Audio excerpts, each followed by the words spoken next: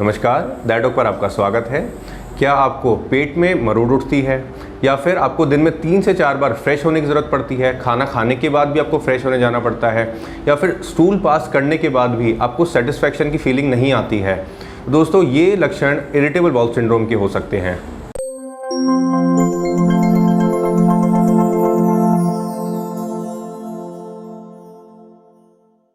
इस आंतों की बीमारी के बारे में जानकारी देने के लिए आज हमारे साथ हैं उदयपुर के प्रसिद्ध गैस्ट्रोएंटरोलॉजिस्ट, पेट आंत लिवर रोग विशेषज्ञ डॉक्टर राजीव शर्मा।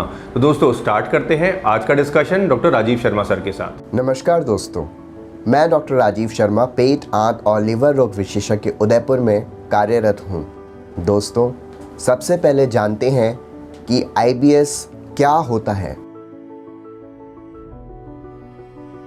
IBS यानी इरिटेबल बाउल सिंड्रोम एक पाचन संबंधी बीमारी है जो बड़ी आंत को प्रभावित करती है। इसमें व्यक्ति को पेट में दर्द होना, पेट में मरोड़ आना, गैस, कब्ज, दस्त जैसे लक्षण हो सकते हैं। लंबे समय तक इस समस्या को अनदेखा किया जाए तो यह गंभीर रूप ले सकती है। कुछ मामलों में इस बीमारी से पीड़ित व्यक्तियों की आंत भी क्षतिग्रस्त हो सकती है।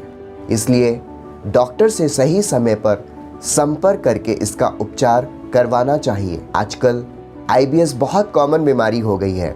यह महिलाओं में पुरुषों के मुकाबले ज़्यादा पाई जाती है। इस समस्या को कम करने के लिए आहार में परिवर्तन करें और तनाव या चिंता को कम करने की कोशिश करें। दोस्तों, अब बात करते हैं कि IBS के लक्षण क्या होते हैं।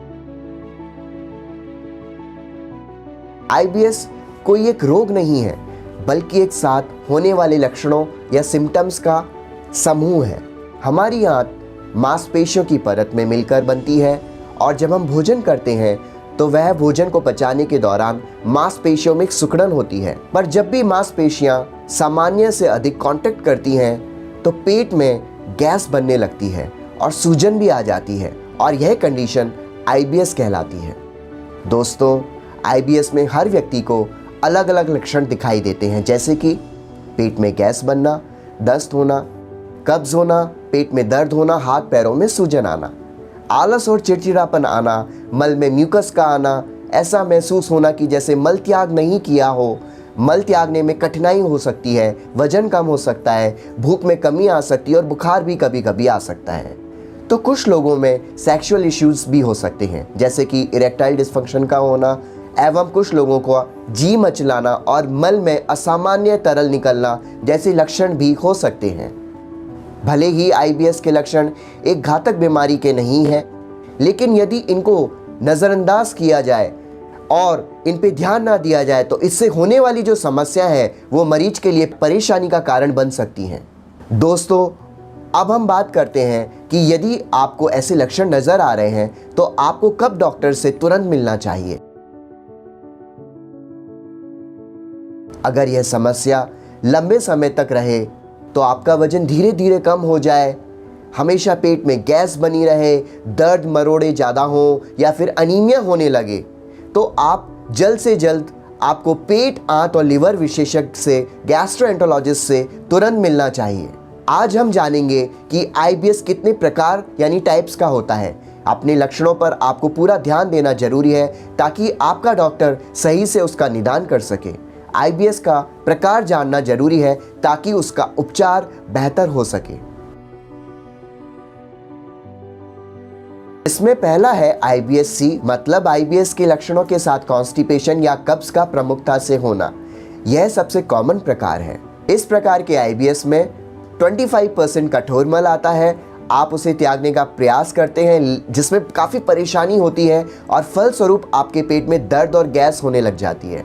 दूसरा प्रकार है IBS-D, मतलब IBS लक्षणों के साथ प्रमुखता से दस्त का होना। इस प्रकार में 25% से अधिक मल लिक्विड फॉर्म में ही आता है और आपको पेट में दर्द के साथ साथ बार बार टॉयलेट जाने की इच्छा होती है और गैस भी बहुत बनती है। अगला प्रकार है IBS मिक्स्ड। इस प्रकार में कभी मरीज को कब्ज होती है और कभी मरीज को दस्त हो जाते हैं। इसके अलावा कभी कभी मरीज में आंतों के इन्फेक्शन के बाद और आंतों की सूजन की बीमारी, जिसे डायवर्टिकुलाइटिस कहा जाता है, उसके बाद भी IBS हो सकता है। दोस्तों, अब बात करते हैं IBS के कारणों के बारे में।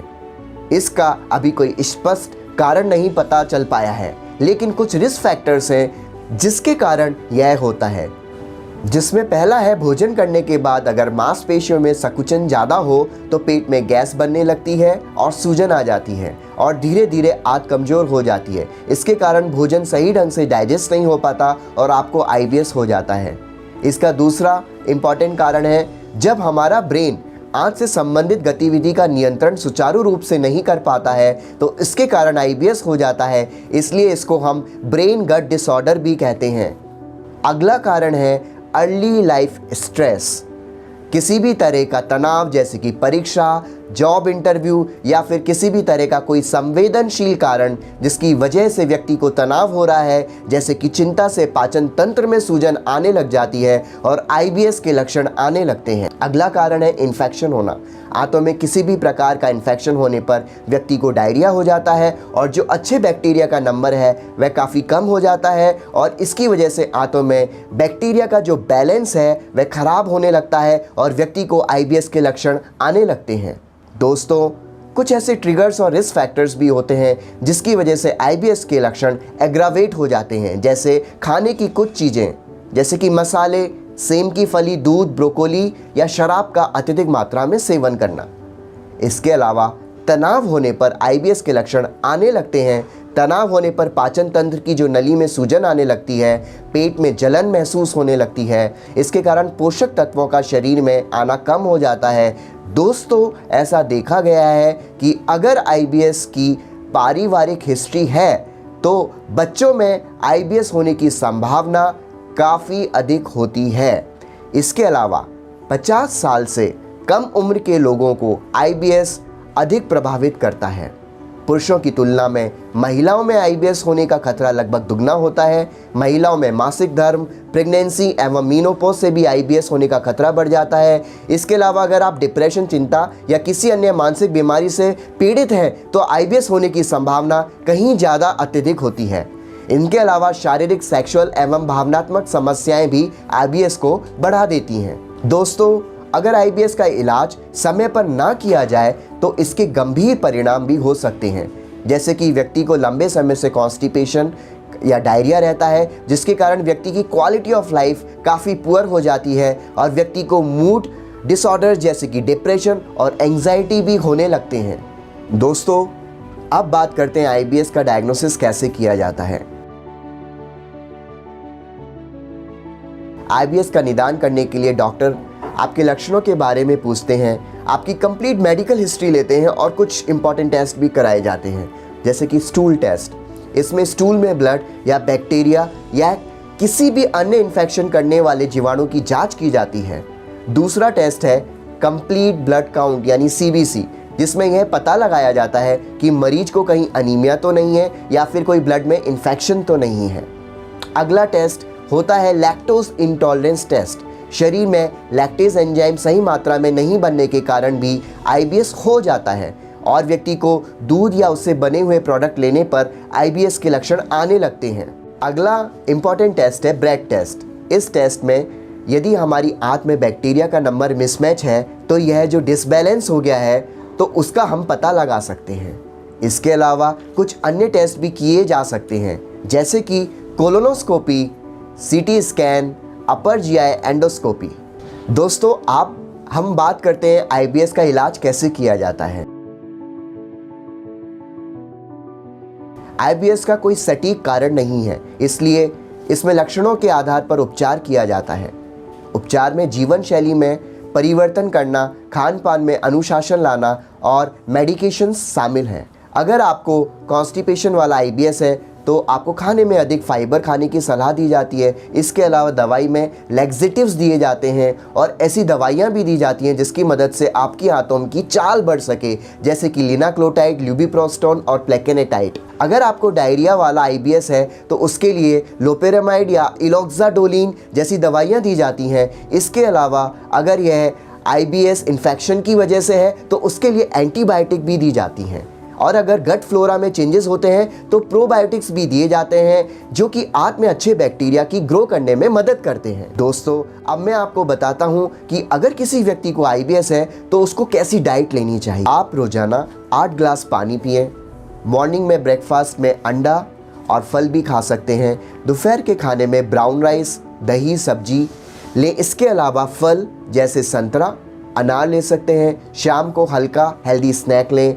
चाय, कॉफ़ी, मैदा से बनी हुई चीज़ें अवॉइड करें। रात को सलाद के साथ सूप लें।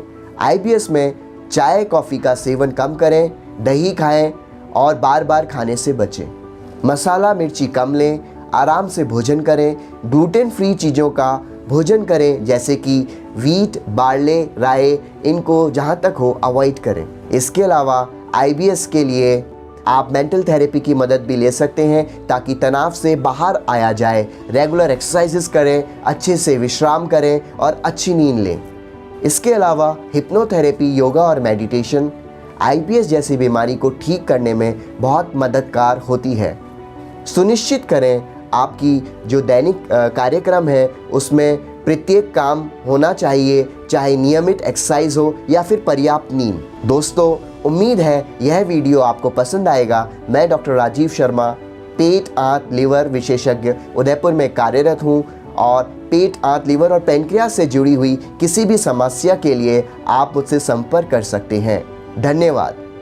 दोस्तों, आज हमारे साथ थे डॉक्टर राजीव शर्मा सर, जिन्होंने हमें इरिटेबल बाउल सिंड्रोम यानी कि IBS के बारे में बहुत ही महत्वपूर्ण जानकारी दी। बाकी भारत के सर्वश्रेष्ठ डॉक्टर से कंसल्ट करने के लिए आप हमारी वेबसाइट www.dietdoc.com को विजिट कर सकते हैं या फिर नीचे दिए गए नंबर पर संपर्क कर सकते हैं। बाकी हेल्थ और मेडिकल से रिलेटेड ऑथेंटिक, रिलायबल और यूजफुल इन्फॉर्मेशन के लिए हमारा चैनल डाइटडॉक हेल्थ ज़रूर सब्सक्राइब करिए। अपना ध्यान रखिए, खुश रहिए। Thank you, take care.